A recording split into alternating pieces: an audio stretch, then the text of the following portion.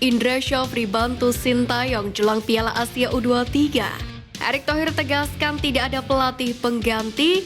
Ex-dokter gadungan Timnas Indonesia U19 ditangkap. Simak informasi selengkapnya hanya di Garuda Space Update.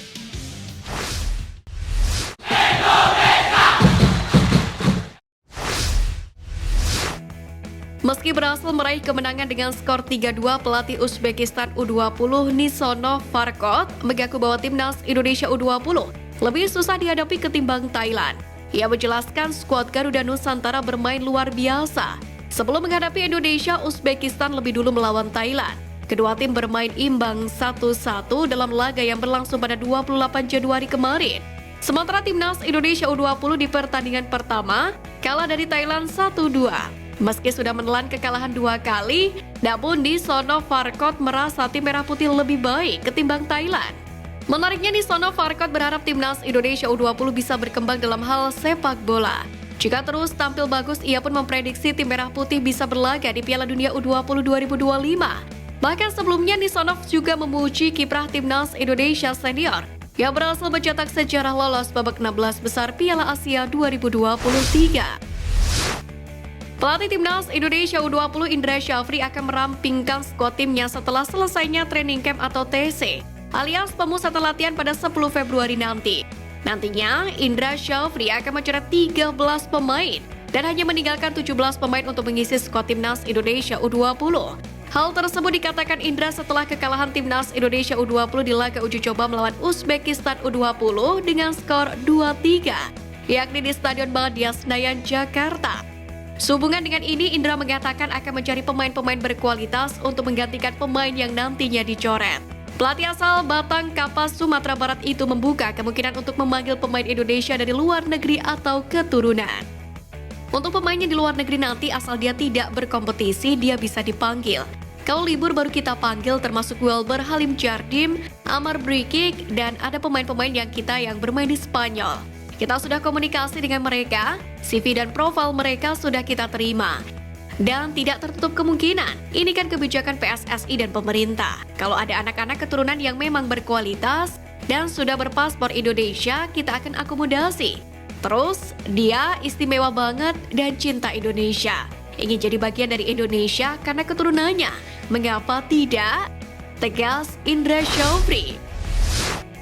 Pelatih Timnas Indonesia Sintayong dapat kabar baik dari Indra Syafri jelang Piala Asia U23 2024. Kabar baik yang dimaksud di sini adalah Indra Syafri selaku pelatih Timnas Indonesia U20 tidak keberatan jika Sintayong memanggil pemain Garuda Nusantara ke Timnas Indonesia U23 maupun senior. Indra Syafri menegaskan justru bangga jika ada pemain Timnas Indonesia U20 yang promosi ke Timnas Indonesia U23 maupun senior.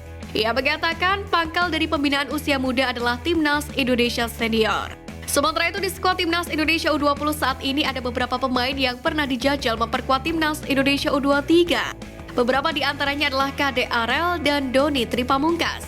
Sejumlah pemain juga memiliki prospek membela Timnas Indonesia U23 di Piala Asia U23 2024 yang mana akan berlangsung di Qatar, yakni pada 15 April hingga 3 Mei 2024.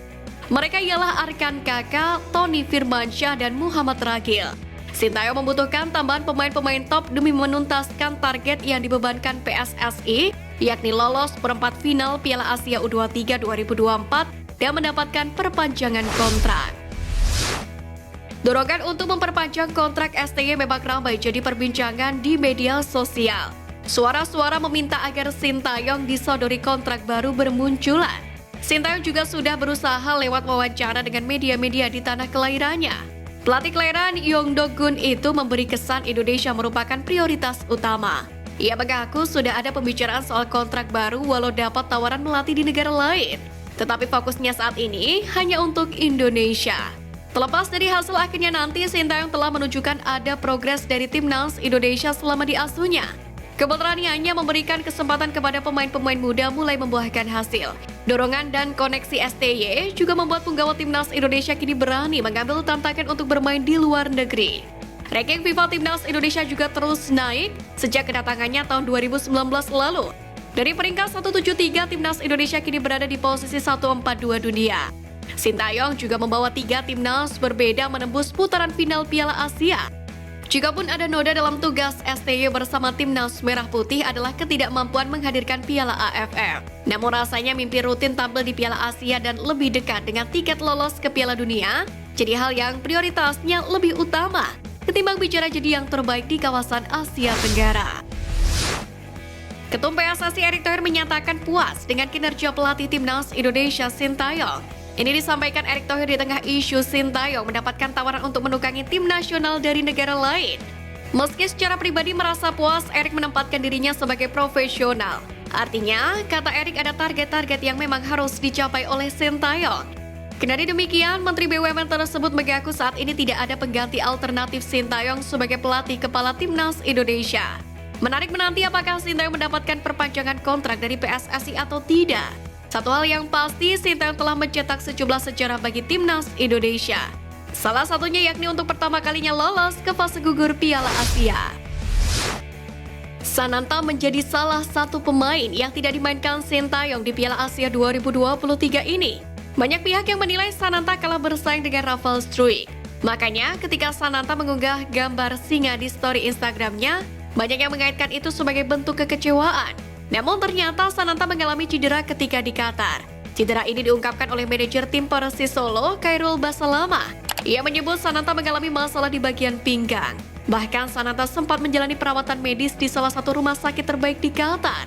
Terbaru mantan striker PSM Makassar ini terlihat sudah hadir di Stadion Manahan saat Persis Solo menghajar Madura United 3-2. Ia duduk menyaksikan rekannya di tribun kehormatan. Namun, Sananta tak akan segera kembali ke lapangan. Berdasarkan hasil medis di Qatar, Sananta butuh waktu 3 pekan untuk beristirahat. Waktu libur ini juga terbilang langka bagi Sananta. Sebab sejak tahun lalu, Sananta menjalani agenda super padat bersama klub, tim nasional U23, dan tim nasional senior. Gelandang Timnas Indonesia Mark Klok terlihat langsung terlibat dalam sesi latihan Persib Bandung yang digelar di Stadion Sidolik Kota Bandung. Hal itu cukup mengagetkan lantaran Timnas Indonesia baru tersingkir di babak 16 besar Piala Asia 2023 pada Minggu 28 Januari lalu. Namun dalam hal ini pelatih Persib Bandung Bojan Hodak bicara soal alasan Mark Klok langsung bergabung latihan usai membela Timnas Indonesia di Piala Asia 2023. Padahal ia berhak mendapatkan libur. Pelatih asal Kroasia ini pun mengaku tak bisa menahan keinginan Klok untuk bisa segera bergabung dengan timnya lagi. Apalagi sang pemain punya keinginan kuat untuk tampil di lanjutan Liga 1 2023-2024 kontra Persis Solo, yang mana akan diselenggarakan pada 4 Februari mendatang. Sementara itu, kondisi berbeda dialami oleh Edo Febriansyah. Bek kiri itu belum bisa bergabung dengan tim dengan cepat karena kepulangannya ke Indonesia bersamaan dengan skuad Timnas Indonesia lainnya. Drama Elwizan Aminuddin 42 tahun tersangka kasus dokter gadungan di sejumlah klub Liga Indonesia dan Timnas Indonesia U19 dituntaskan jajaran Polresta Sleman di Cibodas, Tangerang.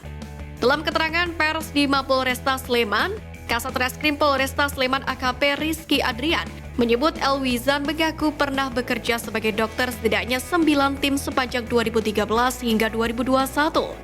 9 tim tersebut antara lain Persita Tangerang, Barito Putra, Timnas Indonesia U19, Bali United, Madura United, Sriwijaya FC, lalu kembali lagi ke Timnas U19, sebelum ke Kalteng Putra dan terakhir PSS Sleman.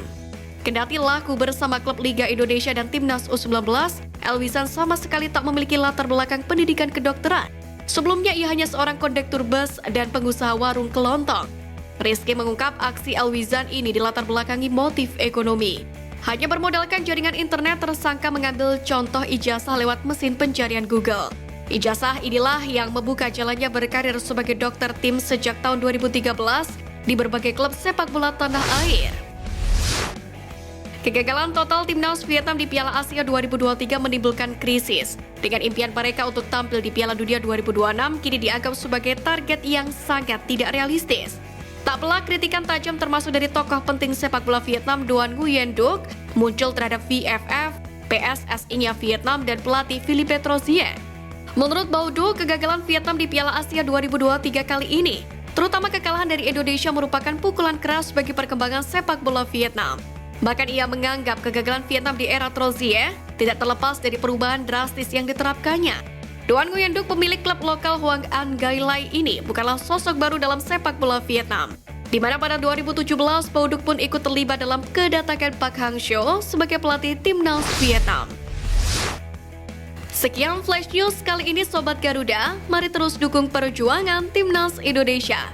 Nantikan Flash News Edition dari Garuda Space selanjutnya. Terima kasih dan salam olahraga.